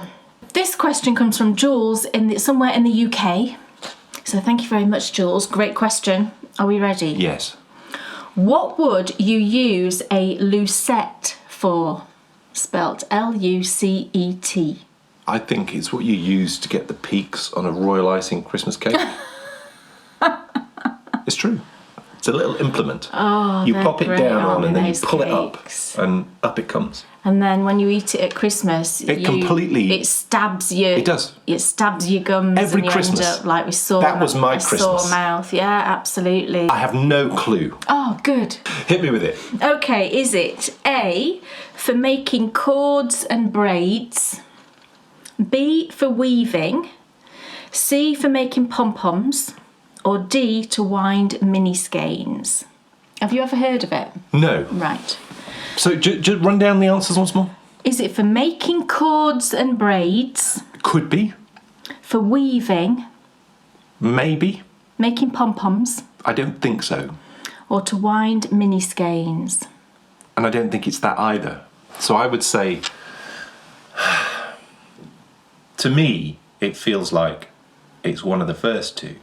So do you know what? I think the moment has come for me to use a lifeline. I'm pushing the button. Neil, the question is this. Do I do ask the audience or do I do text a friend? And I think it would be super fun if we asked the audience. Ah. So what we're now actually going to do is, if you're a Bakery Bear patron, unfortunately this isn't happening live. No, it's So not when you live. watch this has already happened. But when you're a Bakery Bear patron, we have lots of additional benefits and things that you can access. One of those things that you can access if you use it is a private Facebook group. And within that Facebook group, I can ask a question, I can give the answers, and then people can tap, just like on Who Wants to Be a Millionaire, which one they think it is. And at the end of the show, we'll come back to the question and we'll have a percentage. Brilliant. Just like Who Wants to Be a Millionaire. Excellent. Do you know what? I could even put that up on the screen so people can see the percentage. So I'm now going to post that on Facebook, and we'll come back to this question later on the show and see if I'm right. So we'll come back to this later on in the show when we have a percentage, when we know what the audience actually thinks. Now, of course, I could choose to not listen to them, but I think if I did, I'd be a bit silly. You would. Okay, I'm ready for the next question. Question 5. Now, this one is a photo question. Right. So, which breed of sheep is currently the most common in the UK? See photo. So that breed of sheep is currently the most common in the UK. What is it? I don't know. You don't know? No. Does anybody know out there? I think we should hear the answers. Okay. Let's do it. Is that lovely sheep, or those lovely sheep, is it A, Cheviot, or Cheviot? I don't know how you say that. I'd say Cheviot. Cheviot. Is it B, Herdwick? Is it C, Swaledale? Or is it D, Suffolk? Well, I've seen Swaledales and I don't recall them having white eyes and mouths. For some reason, I'm being pulled towards Herdwick. Oh, I don't know. Do you know what? Oh, it's tricky. It's tricky, this. I always find the sheep questions very tricky. I'm pushing the button again. Oh, another lifeline. I'm going to go 50-50. 50-50? Yes. Okay. So take away 2 wrong answers. Okay, so is it A, Cheviot? Yes. Or C, Swaledale? I'm going for Cheviot. Cheviot? Yes. Cheviot. Is that your final answer? Yes. What do we think, everyone? Is he right? Is he right? You're going to have to wait to find out. Oh, no! It's no good. My goodness. Going to keep you in suspense. What a round so far. We've That's had what I should 5 have questions. said before, not suspension. What points am I currently on?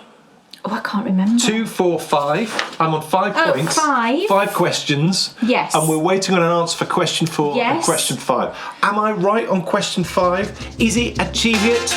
You're going to find out when we come back in part 2. So I'll see you then for more. It's all Forfeit.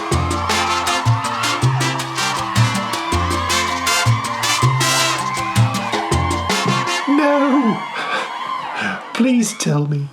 No. Oh no. If I've got that wrong, considering I've spent the majority of this year walking through fields with Swaledale sheep in, I'm going to be completely ashamed. But for some reason, I don't know why, it just didn't look like the sheep I've been seeing. Right. Folks, we'll find out later in the show if I'm right, and find out later in the show.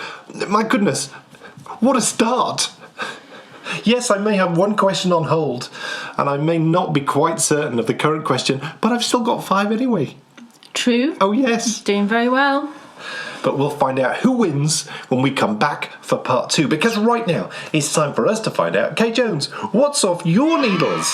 I do have a couple of things now. Where are they? The first thing has actually already been given as a gift. It's not here. However, It's flown away. it did fly away because it was a magical fairy. I took some photos. She looks gorgeous.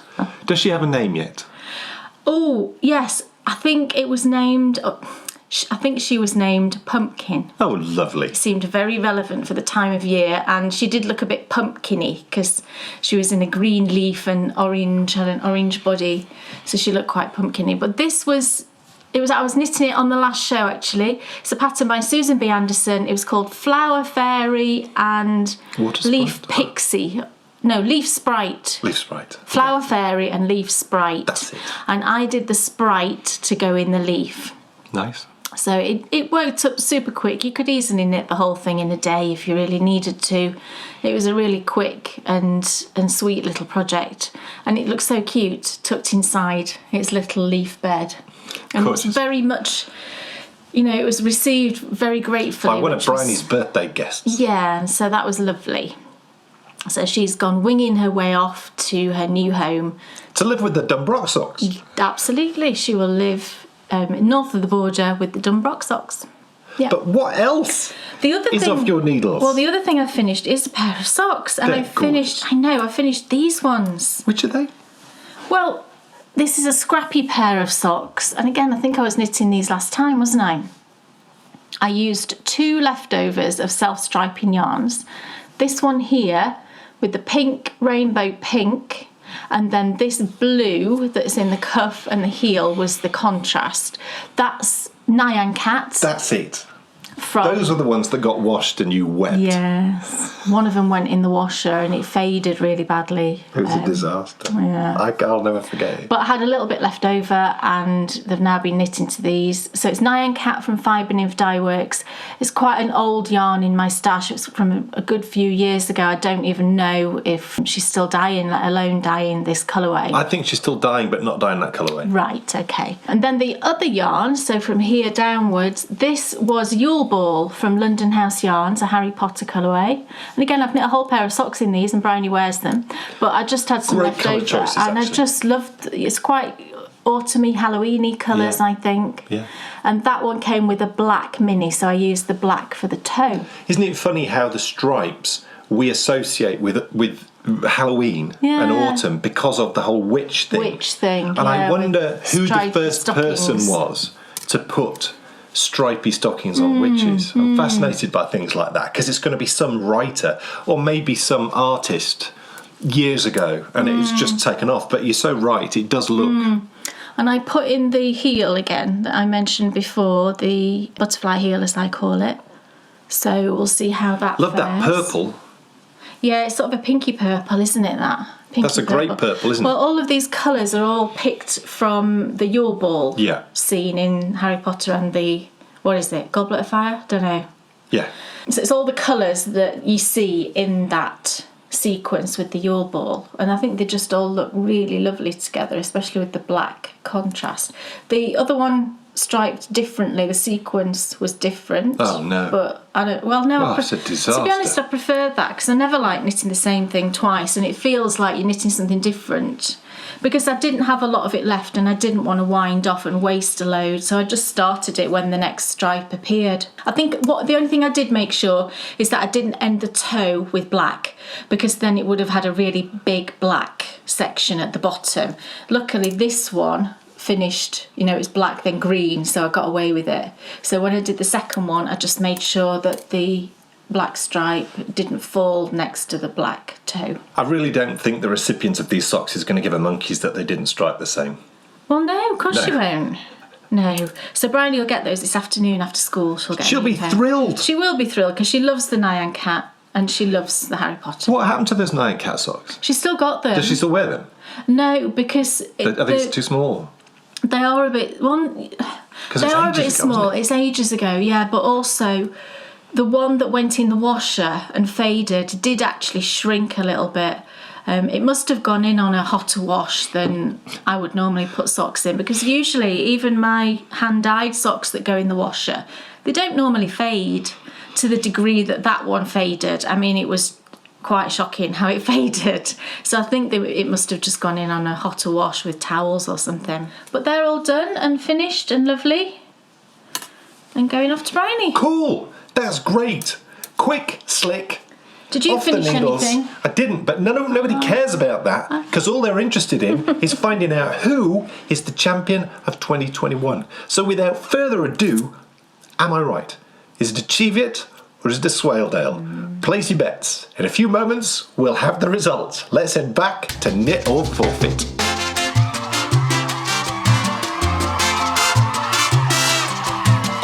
Welcome back to Knit or Forfeit. Oh my goodness, I am so tense. You would not believe it. That's not quite true. I'm feeling quite relaxed, and that's only because I'm doing unbelievably well already. Yes. Oh yes, I could get these 2 questions wrong and I'd still be 5 out of 5. That is true. Because yes, as you return to us here in Knit or Forfeit Central, I'm awaiting to find out if this sheep is a Cheviot And we've also got another question on hold, question 4, which we're currently asking the audience. We'll come back to that later on in the show. But right now, I want to know, is this sheep a Cheviot? Well, I've kept you waiting long enough. Yes. So I can tell you, it is not a Cheviot. It's a Swaledale. Look. It's a lovely Swaledale. There's only one thing that'll cheer me up. What's that? Do you have some factoids for us? I have a little bit of information about the Swaledale. They are bred mainly for their meat, and I'm presuming that's why they're the most common. Yeah, it must be. But also for their wool. Right. There's currently around 1,200 flocks of pedigree Swaledales in the UK. Wow. The best tups, which are, I understand the term tup is a breeding male. Right. Sell for usually around £2,000 to £5,000. Wow. However, the highest price that was ever paid at auction is £101,000. My goodness, what was that for? A tup. Wow. He must have been magnificent. Yes. My goodness, £101,000 for a sheep. Beautiful. Unfortunately, I don't care about any of it because I got the question wrong. Oh, and that last question, question 5 and question 6 came from me. Right. From Kay in the UK. Kay in the UK. So, question 6. This knitting technique creates a textured diamond pattern resembling basket woven strips of fabric. What is the name of the technique? And I'm going to show you a photo to help you along. There we go, and you'll be seeing that same photo right now. And everybody out, you're all shouting what it is, aren't you? Or lots of you, I know, will be shouting what that technique is called. I've never done this technique. It's knit back and forth, as I understand. I think I'd better hear the answers. Okay. Is it A, entrelac?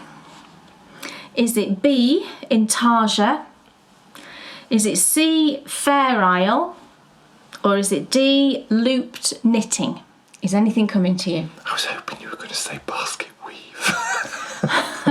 Basket weave is it's what it looks like. It's not the name of the technique. You'd have to be weaving baskets. So look, okay, run down each one again. Entrelac. Could be. Intarsia. Who knows? Fair isle. Definitely not. Looped knitting. Well, it could be loop knitting, and it could be entrelac. You've ruled out intarsia. Yeah, because I've heard of that. Right. Intarsia. Isn't that like colour work? I'm not going to tell you. I'm sure intarsia is where you do... It's got something to do with colour work stuff. And now you're showing your vast knowledge. Colourwork stuff. It's either A or C. Looped knitting. Or entrelac. Yeah, if it helps you, it's spelled ENTRELAC. I don't know how you could call that looped knitting. I'm just going to go with entrelac. Entrelac. Yes. Is that It sounds like I'm answer? ordering a steak in France. It does, doesn't it? Entrecote. That's what you have in France. Do you? Entrecote steak. And what is that? It's a lovely steak. It's quite thin. Right. It's normally on the rarey side. Oh, it's delicious. Don't do rare. Don't Delicious. really eat steak anymore. I'm saying entrelac. Okay. Locked in. Entrelac, is he right? Everyone out there is breathing a sigh of relief because he's right.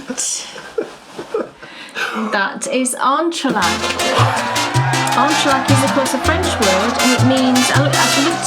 When I say I looked it up, I just did a Google Translate, and it came up as interlacing. Right. So that totally makes sense, doesn't it?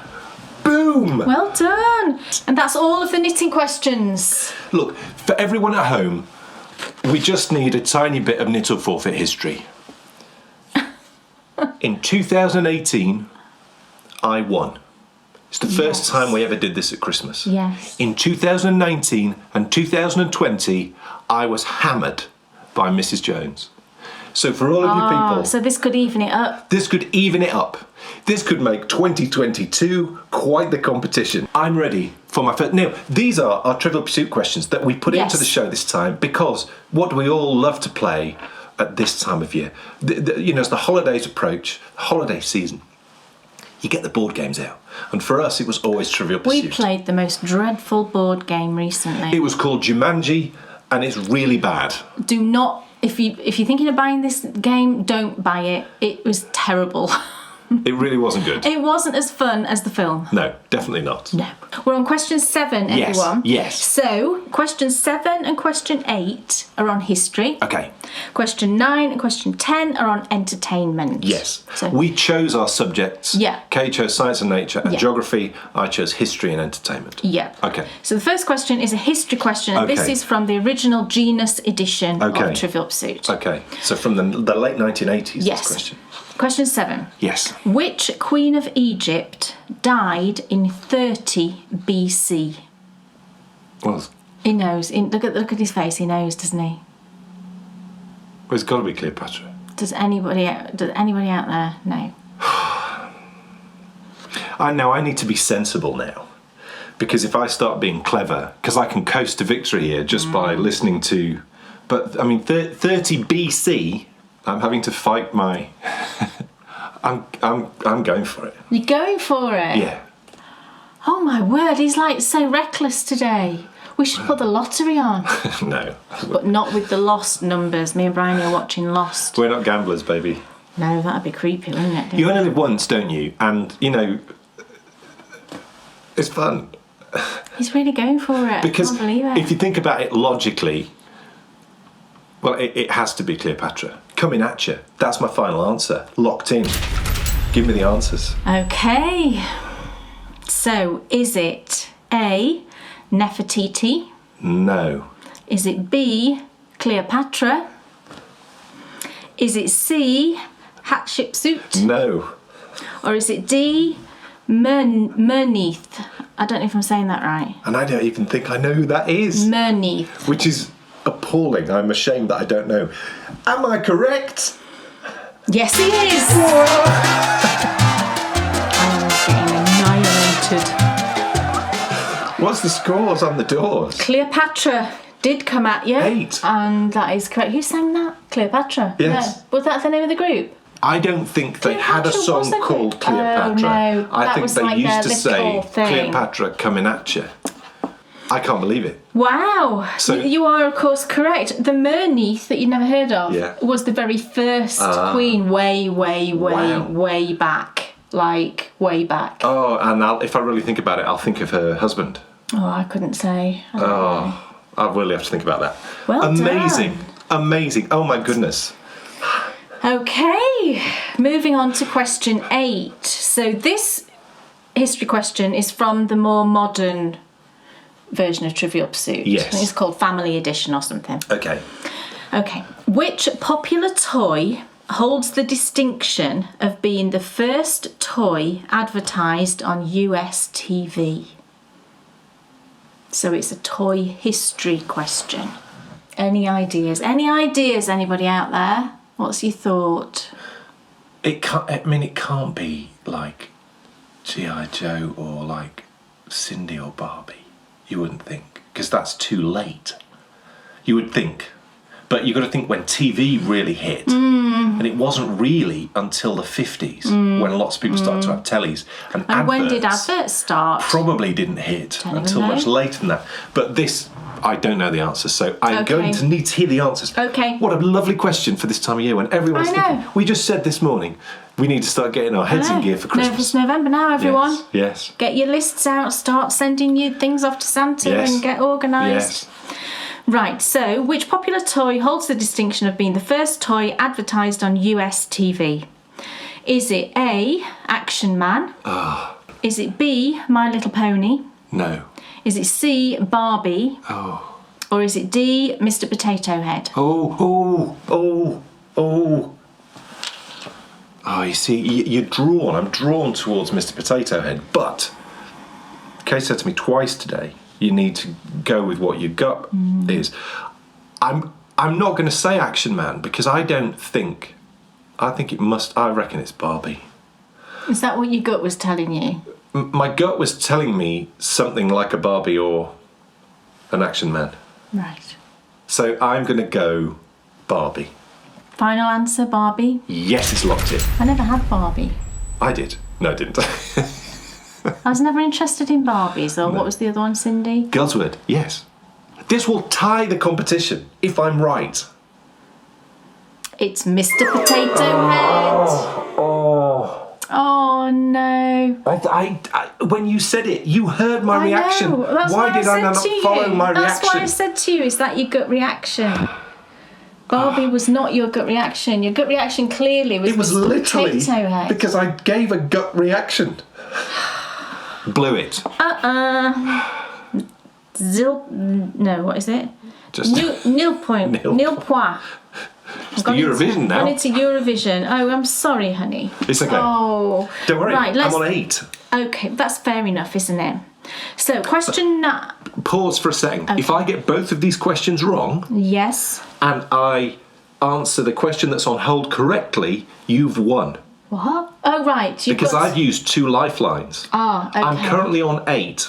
I have to get 10. One of these 2 questions right. Yeah. And answer the one that's on hold so right. You've got to get 10 is what you're saying. Because I've used 2 lifelines. That's correct. If you've got 9, I've won because I only use 1 lifeline. Yes. Right. Okay.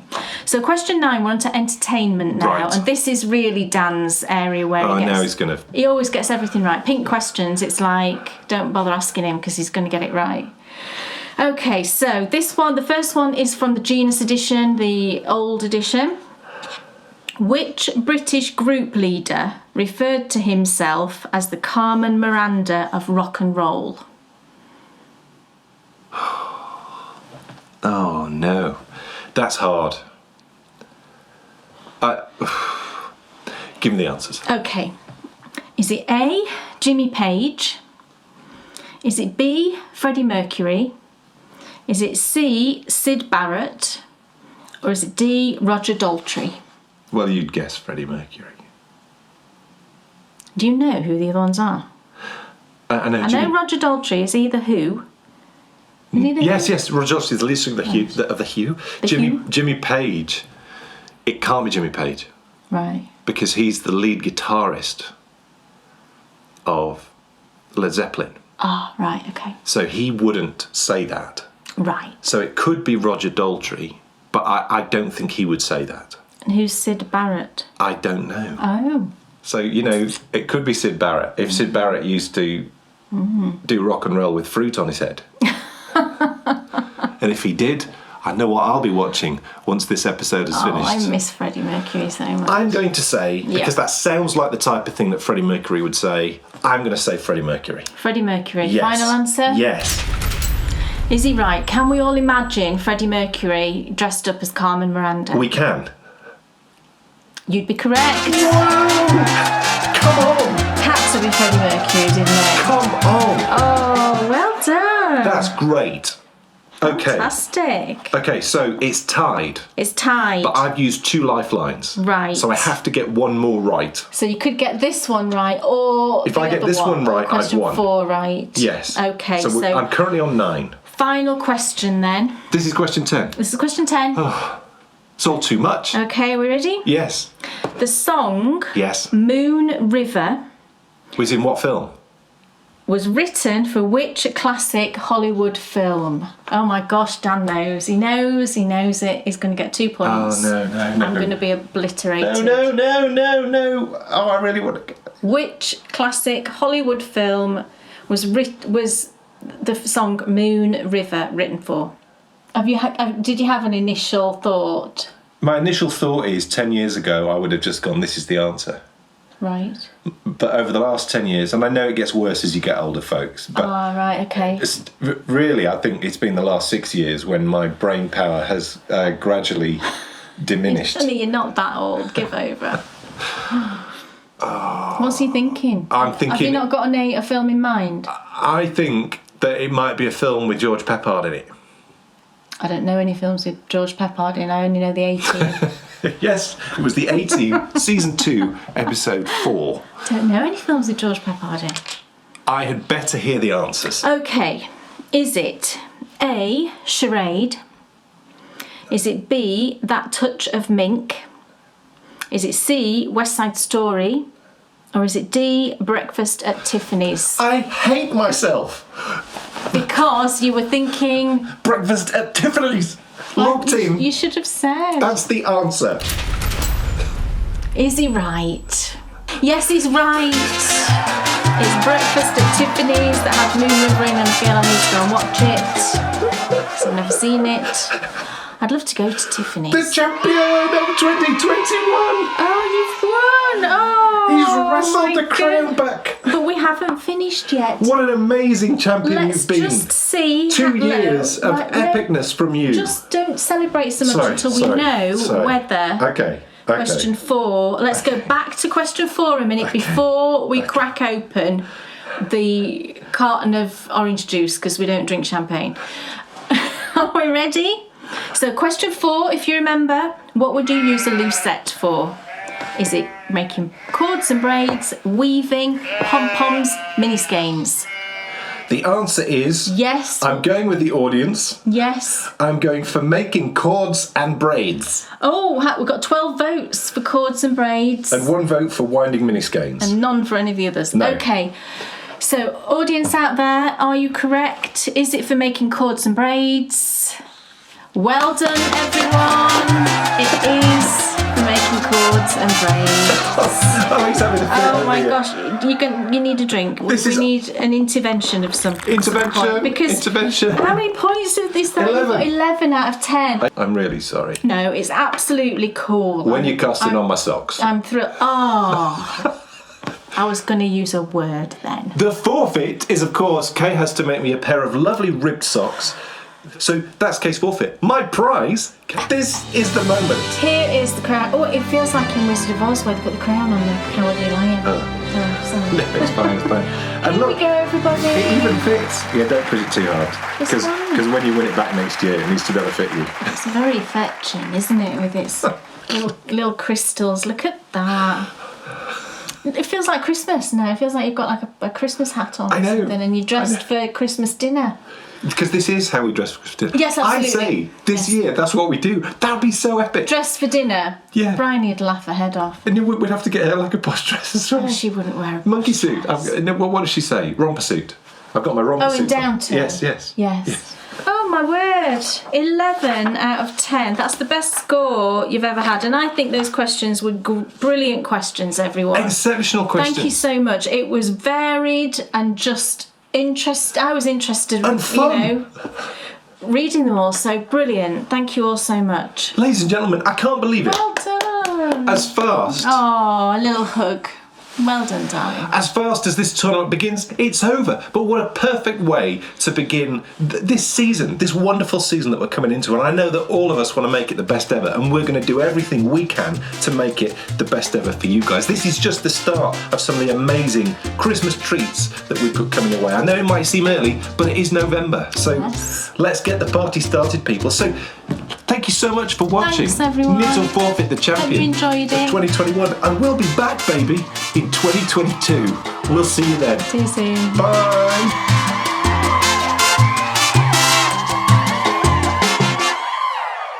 Oh my goodness. I cannot believe I won. Well deserved. Well, It was. You played a brilliant round, I thought. Amazing. fluke It wasn't a fluke. and an element of luck combined with a soupçon of skill. Just the most epic questions for both Kay's round and my round. Thank you all so much. I know we've said it a couple of times already, but Absolutely. just phenomenal. And, that's here to stay in Knit or Forfeit because it's been so much fun getting you involved. Yeah. And it was brilliant as well, being able to do a proper Ask the Audience with a percentage and everything. Yeah. That was just like so much fun. So thank you all so much for getting so excited about this and seeing me crowned. I know. It suits you. Suits you. But you've been suits you, sir. What's that for the for? last 2 years. You've been the most brilliant champion.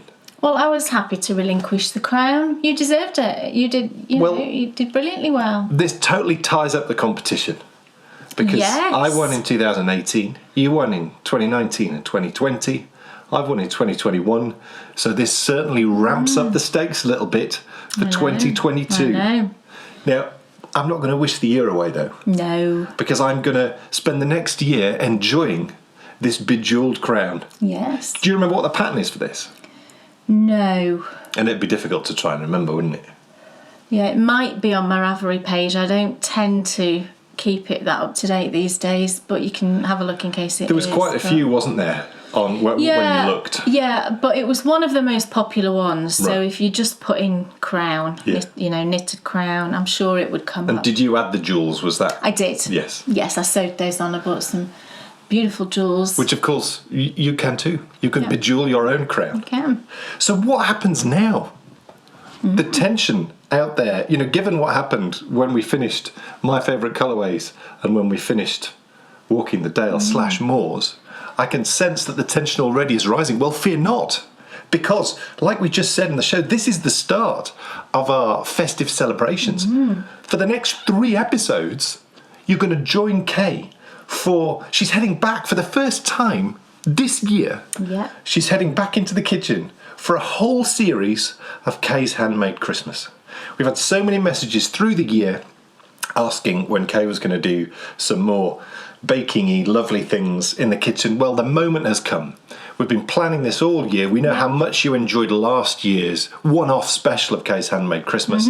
And the most exciting thing about this year's Handmade Christmas is there's lots of little surprises along the way. I'm not going to say too much, but over the years, we've become renowned, I think, a little bit for our Christmas celebrations. Because running into Christmas, we've got Kays Handmade Christmas. And then beginning on the 1st of December, the celebrations really do start for 24 days of Bakery Bear's Advent Calendar. Absolutely. A video to open every morning. Every single day. A mystery knit along. Yes. With Kay. Oh, yes. Launching her very first platinum pattern. And unlike the rest of the year's platinum patterns, which of course will be the 2022 collection, what we do is on Christmas Eve we gift that platinum pattern to absolutely every patron that we have. Every patron, yes. Normally it's only available, the platinum collection, to gold and platinum patrons, but everyone who joins us for Christmas, whether you be silver, bronze, gold or platinum. You said that all in the wrong order. I know. He got there in the end.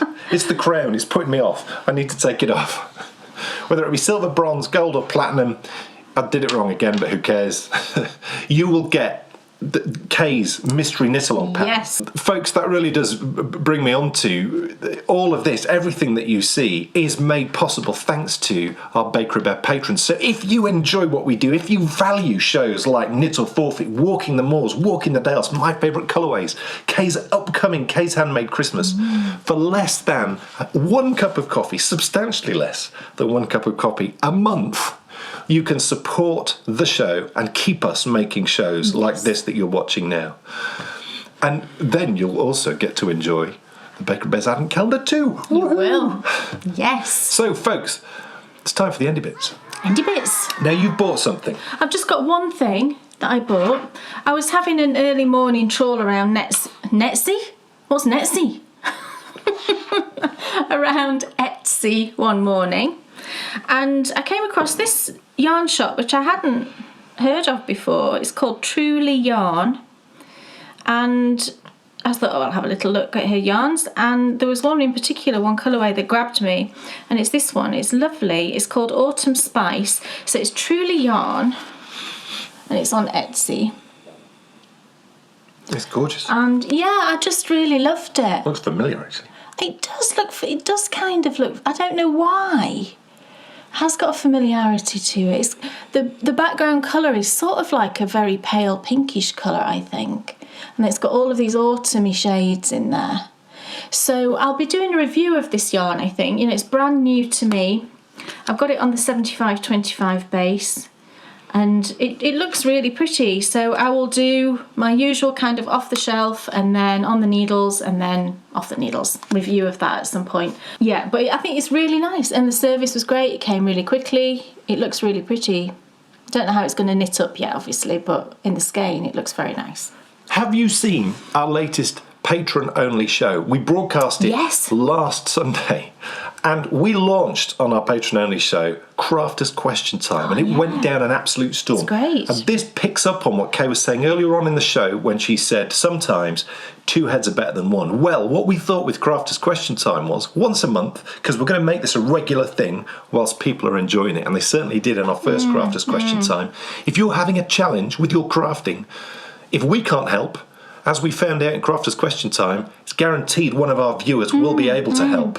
It was really good. It was really fun to be part of, and you can go watch it now in our Patreon-only show. And also, as well, there'll be another Crafters Question Time coming up at the end of this month in our final live show of the year, because, of course, in December, our pop show is our Christmas message. That's right. We're like the Queen around the Christmas tree on Christmas Eve. A Christmas message from the Bakery Bears. Also, as well, did you hear our recent radio shows? We've been having great fun. We've been talking about holidays and the ones that we celebrate, the ones we don't celebrate. And that's interesting that we bring that up because, of course, today is November the 5th, which is Bonfire Night. That's right. What a joy. Remember the 5th of November. Oh, I always say December. I'm such an idiot. Why do you need to remember that? I don't know. So you get all your presents in time for Christmas? 5th of November. Yeah, Bonfire Night tonight. And Bonfire Night is, of course, I mean, strange that we celebrate it, but it's when we celebrate the failed attempt for Guy Fawkes. It is an odd thing, For Guy Fawkes to blow up the Houses of Parliament. What? A lot of celebrations, though, are kind of strange when you think about what it is that you're celebrating. Yeah, well, Halloween as well. Yeah. Of course, which is, as we spoke about in that show, all stems from Samhain. And the Celts used to dress up, and it was so that they could disguise themselves from the evil spirits. And the idea was that the outfit celebrated the good spirits. So it really is interesting where all of these things come from. But really it is quite odd that November the 5th is celebrated. But it was always such a big celebration. We talk about it in one of our most recent radio shows. And our radio show will be back next week. And I'm really looking forward to it, actually. Kay doesn't know what we're talking about yet, but it's going to be super fun. Oh yes, so don't miss that one. So, ladies and gentlemen, that's it. There is a new champion of 2021. Well done. Who shall reign until the end of 2022. When I will win. When Kay will win, because she's going to come back fighting, baby. Oh, yes.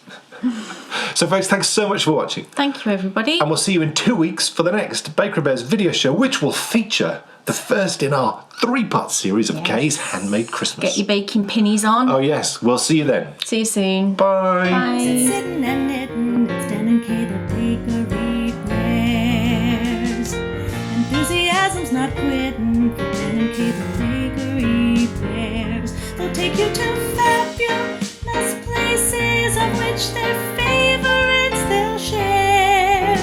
You better buy a pattern, get yourself a bakery bear. You'll find yourself in a castle while watching the bakery bears. It never feels like a hassle to sit and watch the bakery bears. What's on your shelf or what